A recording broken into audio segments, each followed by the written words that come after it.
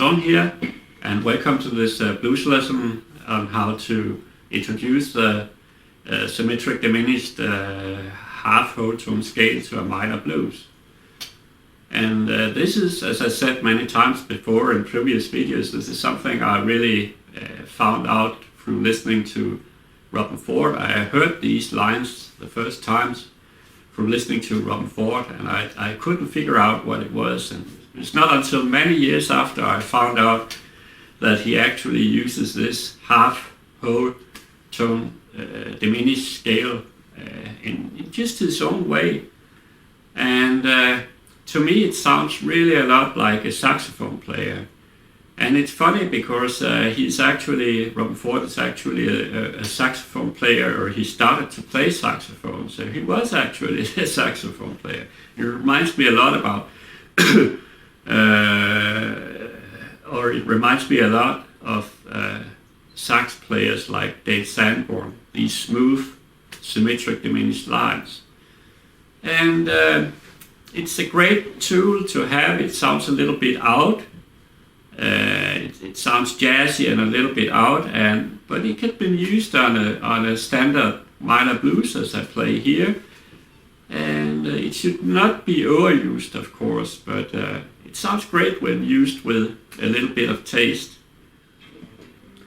Okay, let us take a close look at the chords for this minor blues.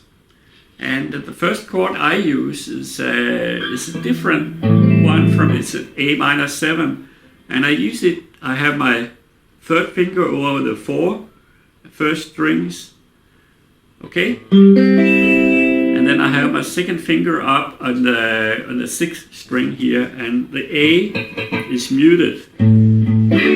Actually, you don't have to mute it here because it's an A, but on all other 7 chords, you have to.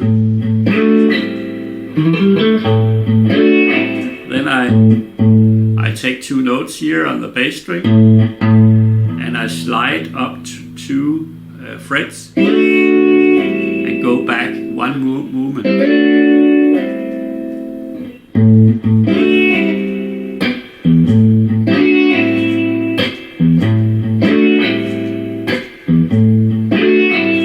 Now we go to the second line of the blues, and instead of moving to D minor, I move to a D9.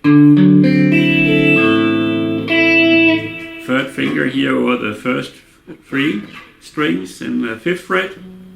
First finger here in the 4th fret, 4th string, and second finger here in the 5th fret, the 5th string. And here I make the same thing. I make a slide, but now it's on the 3 top notes, the first, the second, and the third. Back to the A minor 7. And now we come to the last line of the blues, and as normal we go up to the 5 chord. In A it's an E, but instead of playing the E9, I play a raised 9. It's actually called E7 sharp 9, but it's a 9 with a raised. The 9 is raised half note. So you have the 9. This note up here on the second string is what makes it a 9. So you just have to raise it a half a note, and you have a raised 9. And I do that here with my 4th finger on the 8th fret, the second string. You can lift this finger, the 3rd one. It's more convenient. So you take here, I think you can see what I do, the 7th fret, the 5th string, down to the 4th string, the 6th fret, you have the third finger down in the 7th fret, the 3rd string, and you have the 4th finger down in the 8th fret, the 2nd string, and you get this. So we go, and instead of playing E9, we play E7 sharp 9. 2, 3, 4. 1, 2, 3, 4. So that's one bar. And now instead of playing that back to the D, we expect it to go down to the D now. Instead of that, we move half a note up to the F9, and only 2 beats here, back to the E7 sharp 9, and back to the root for the turnaround. Okay, so the last line of the blues, I play it again. 1, 2, 3, 4. 1, 2, 3, 4. 1, 2, 3, 4. 2, 3, 4. And you start the new turnaround starts there. Okay, there's just one thing we had where you play down here at the end of the blues. You play the symmetric diminished over this E7 sharp 9. And you can play this one, and you can play E7 flat 9 here. Both will work great but in this blues I just have the raised 9, E7 sharp 9. The other chord that can be used where it changes at the end of the 4th bar of the blues, where I play this long, nice sounding lick, you can actually use it's a great chord for these, because it has a flatted 9, and it's called an A13 flat, A13 flat, flatted 9. And the way you play that is you have your first finger here in the 5th fret, 4th string. You have here your 2nd finger down on the 3rd string, the 6th fret. And you have the 4th finger on the 7th fret, the 2nd string. And then you put your, must be the 3rd finger down in the 6th fret, the 1st string. So you have this. So when you come,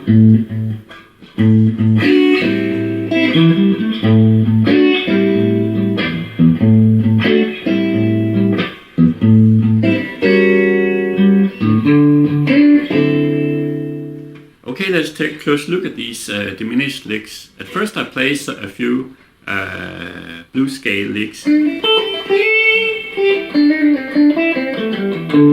And the second of these builds up to the diminished lick.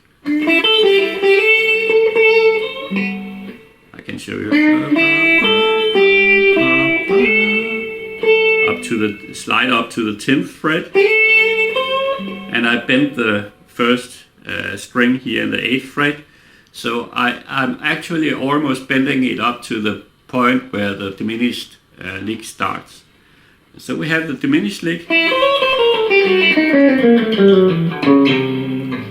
Notice I have to play it at a certain speed. I will slow down, but I have to play not to lose the scale, because it's not that easy to play really slow. So I start the lick here in the 5th fret, the 2nd string. I go up here to the 1st string, the 8th fret, and I make a slide up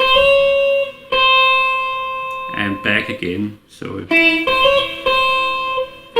down to the 6th, 5th, 5th.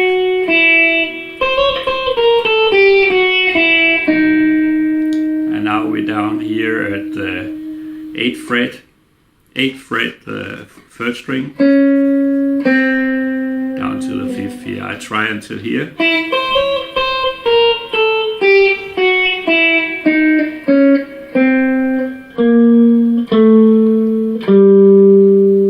Okay.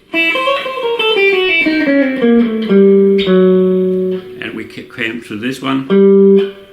And it actually jumps down to become a Mixolydian scale, the last note.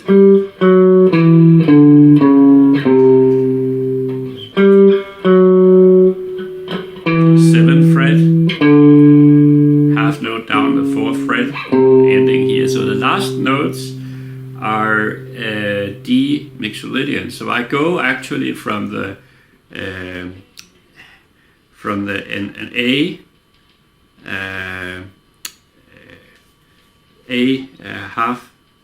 half whole tone diminished scale until a D Mixolydian scale. That were the right words. So let me try again. Okay, I take the lick, which builds up to the.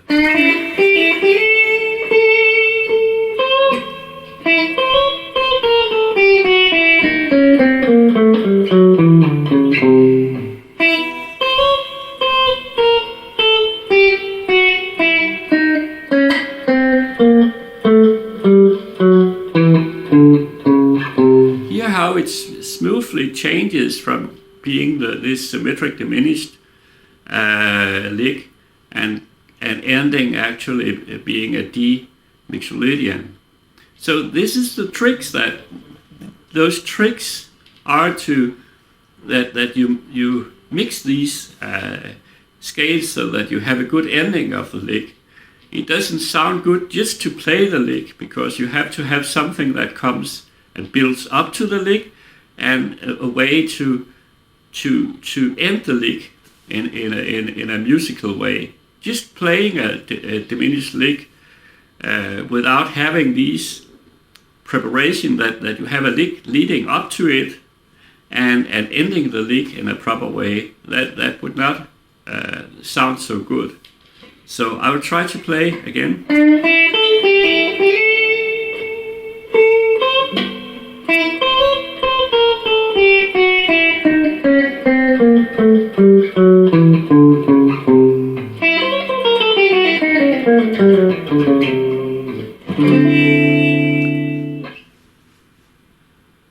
Okay, let's take a close look at the second lick, and it's in the ninth bar for blues, and I start playing this E7 sharp 9, and we start the lick here.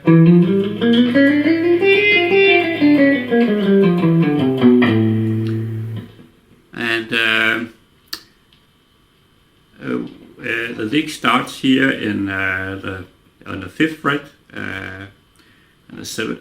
The 7th fret, 5th string, excuse me. And you start with a half note here, 3rd finger here, up with 5th fret here.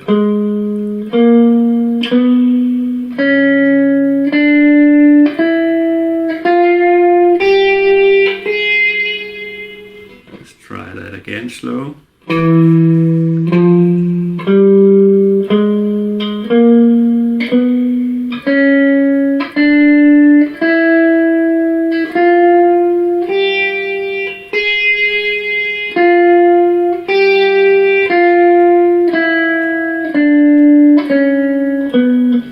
Up here I play. This is just.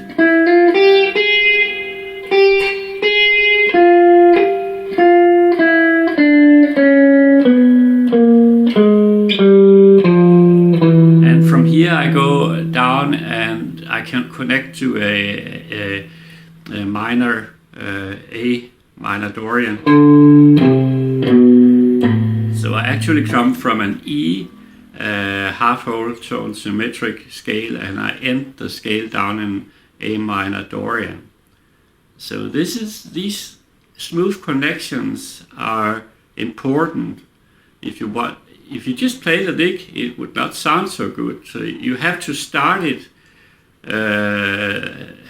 at the right point, and you have to end it, and even you have to kind of build up to the lick. So it's not just playing the notes of this scale, it's also to ending, to resolve it into another scale or another chord harmony. That's actually the difficult thing. But of course you have to learn to play the scale at first, and it's almost just the scale I play here, because I start actually on the E and I play half, whole, etc.